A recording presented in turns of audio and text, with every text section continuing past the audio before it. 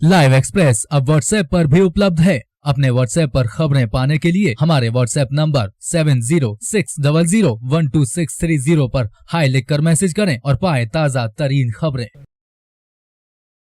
Live express अब YouTube पर भी उपलब्ध है। यूट्यूब पर लाइव एक्सप्रेस देखने के लिए हमारे यूट्यूब चैनल को सब्सक्राइब करें और टाइप करें liveexpress.tv और पाएं ताज़ा तरीन खबरें।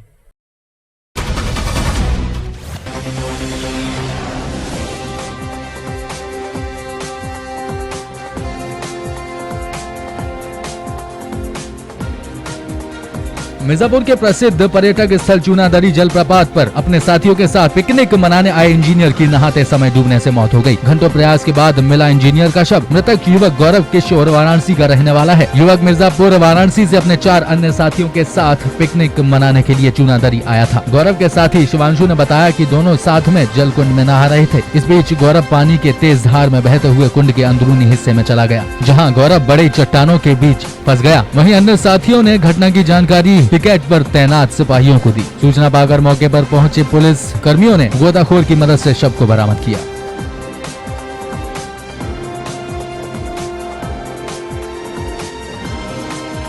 डेड बॉडी गौरव की डेड बॉडी रिकवर हो गई है, उसमें विधिक कार्रवाई की जा रही है। कल ये अपने दोस्तों के साथ 4-5 दोस्तों के साथ आया हुआ था, जिसमें ये घटना घटित हुई है और स्लिप करने के नाते पानी से नीचे चले गए और ये घटना घटित। हमें मोबाइल के बारे में तो नहीं पता लगा है, लेकिन बताते हैं लोग सेल्फी लेने के चक्कर में इसमें कभी-कभी इस तरह घटनाएं घटती हैं। निश्चित रूप से इसमें वन विभाग से जुड़ा हुआ प्रकरण है, पर्यटन से भी जुड़ा हुआ है। हमारी फोर्स वहाँ रहती है, हिदायत करती है, लेकिन जो कि वो दूरी 1.5-2 किलोमीटर की है, कोई अगर अंदर से वहाँ पहुँच जाता है तो हो सकता है कि वहाँ हमारा आदमी ना पहुँच पाए, इसलिए घटना घट जाती है। लेकिन वहाँ जो भी लोग गेट से इंटर करते हैं उनको सबको वहाँ बोर्ड भी लगाए गए हैं इस संदर्भ में, और हमारी सुरक्षा व्यवस्था भी है, वहाँ पुलिस भी तैनात है। उसके बावजूद लोग का हट करने के नाते या सेल्फी के चक्कर में इस तरह घटनाएं घटती हैं। जो हम लोग रेनॉल्ट इंडिया वाराणसी में काम करते हैं और वहाँ पे हमारे साथ हम लोग 4-5 लोग हम लोग एक साथ आए। अरुण श्रीवास्तव, अनुज सिंह, गौरव किशोर और ये दिनेश। अरुण आए अपने वहाँ से, सोचे कि अब की बार संडे को कहीं घूमने चलें, तो हम लोग यहाँ प्रोग्राम बनाए आने का। अब वहाँ आए हम लोग, तो यहाँ नहाने लगे, तब अचानक से नहाते समय गौरव, मैं और अनूप, हम 3 जने नहा रहे थे और साथ में अरुण भी नहा रहे थे। 4 आदमी नहा रहे थे। हम लोग नहाते नहाते गौरव का एकदम पैर फिसल गया, फिसलते वो एकदम गहराई में जाने लगे। तो उनके पीछे मैं गया, तो उनकी मेरे हाथ में खाली सिर्फ टांग आई, तो उनके साथ साथ एकदम अंदर गहराई में पत्थरों के बीच में मैं भी चला ही गया। अब वहाँ जाके एकदम मैं थोड़ा सा प्रयास करा ऊपर आने का, 2 बार मैं ऊपर आया, वो ऊपर नहीं आया। मेरा हाथ उन्होंने जबकि पकड़ा हुआ था, उनका पकड़ने के चक्कर में पकड़े हुए मैं उन्हें खींचा 2 बार, ऊपर नहीं आ पाए। तीसरी बार मैं ऊपर आया तो मेरे को खींचने के लिए ये लोग अनूप और अरुण ने मेरे को खींचा ऊपर, तो उस समय उनका हाथ मेरे से छूट गया, तो वो एकदम ही नहीं आ पाए। ये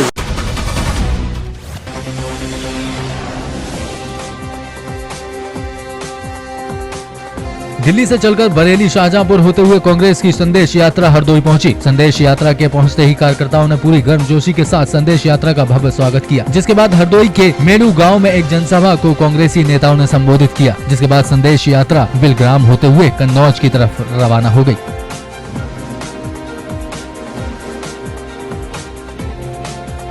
1 मिनट का जवाब है, हजारों गधे अगर एक साथ हो जाए कोई घोड़ा पैदा नहीं हो सकता। बस धन्यवाद। जितनी गंदगी चल रही है दूसरे दलों में, उसको देख के तो लगता है कि अब फिर कांग्रेस को वापस आना चाहिए। हमेशा साफ सुथरी राजनीति की, कभी किसी को ना शब्द कहा, ना लोगों को लड़ाया, ना जात के आधार पे, ना धर्म के आधार पे, और सिर्फ विकास की बात की। शीला दीक्षित आई, जिन्होंने 15 साल दिल्ली का इतना विकास किया कि दिल्ली चमक गई। पछता रहे हैं शीला दीक्षित को क्यों हटाया। आज वो अवसर मिला कि शीला दीक्षित यूपी को मिलने जा रही हैं, तो कांग्रेस को लोगों को समर्थन देना चाहिए। 20 साल की सजा तो अदालत भी नहीं देती, आजीवन कारावास है, तो 27 साल की सजा दे दी यूपी की जनता ने अब तक। तो अब वापस लाना चाहिए। जनाधार की अगर बात करें उत्तर प्रदेश में कांग्रेस से काफी कम हो गया, इसको कैसे आप लाएंगे? उसी जनाधार को बढ़ाने के लिए तो यात्रा पर निकल रहे हैं और जगह जगह बहुत अच्छा रिस्पांस मिल रहा है। लोग बाहर निकल के आ रहे हैं और समर्थन दे रहे हैं। विधायक प्रियंका गांधी की कोई जिम्मेदारी संभाले क्या आप मानते हैं? ये प्रियंका जी पर छोड़ना चाहिए कि वो क्या जिम्मेदारी लेती हैं और क्या नहीं लेती। अभी भी जो एक बयान आया आजम खान का विवादित बयान है कांग्रेस के ऊपर, क्या नहीं, वो कांग्रेस चूंकि बढ़ रही है इसलिए सब घबरा रहे हैं। Thank you.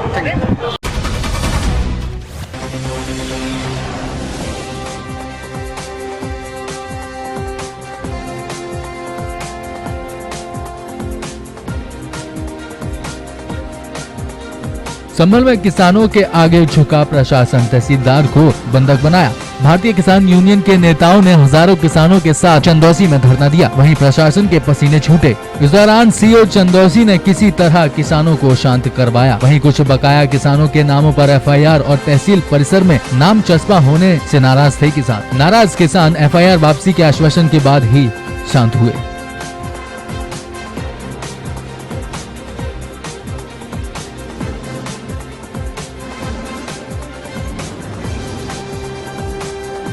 करने का अधिकार तो कोर्ट में वहाँ पे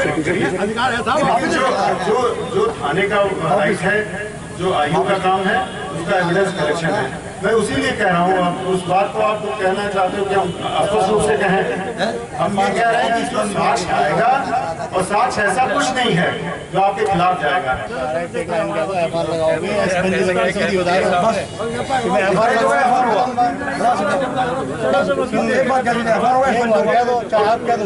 मैं ये कह रहा हूँ कि साक्ष्य के आधार पर ऐसा इस मुकदमे में कोई दम नहीं बचा हुआ है जिसमें आप लोगों को कोई परेशानी हो।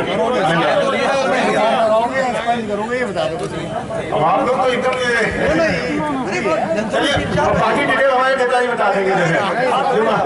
आपकी कहीं बात में बस कर लेंगे, पूरी निभाई जाएगी। नहीं, जेल जाने का ऐसा नहीं काम आप लोगों ने किया है। आप लोग आंदोलन करने वाले लोग हैं यार, आप लोग जेल जाने लायक वाले काम नहीं। अरे अब कह देंगे, ये भी डेमोक्रेसी की प्रैक्टिस है। और क्या तो खड़े करवाओगे भी है, आईओ भी यही होंगे। चलिए मैं इंस्पेक्टर साहब को और जो भी आईओ नहीं आप नहीं जाओ, जो भी साक्ष्य संकलन करके कल तक इसका रिपोर्ट हमें बना के देंगे। ठीक है सर, ठीक है, बढ़िया हो गया, बढ़िया। कल तक हाँ कल तक क्या कहेंगे? ठीक है। तो हमारा ये सवाल था कि जब 3 करोड़ का बकायेदार का नाम नहीं है, 60 करोड़ का नाम नहीं है, तो 5 और 6 लाख के नाम क्यों लिखे जाएंगे? अब ये तय हुआ पूरे देश के किसान संगठनों में कि अब इस देश में 2 कानून नहीं चलेंगे। अगर 500 करोड़ वाले का नाम सार्वजनिक किया जाएगा तो 5 लाख वाले किया जाएगा, 50,000 करोड़ वाले का नाम सार्वजनिक किया जाएगा तो 10 लाख वाले की किया जाएगा। आज जो आपने पंचायत की थी, इसमें क्या हमने किसानों ने इसको बड़े सामान्य किया है कि मुकदमा वापस लिया जाए।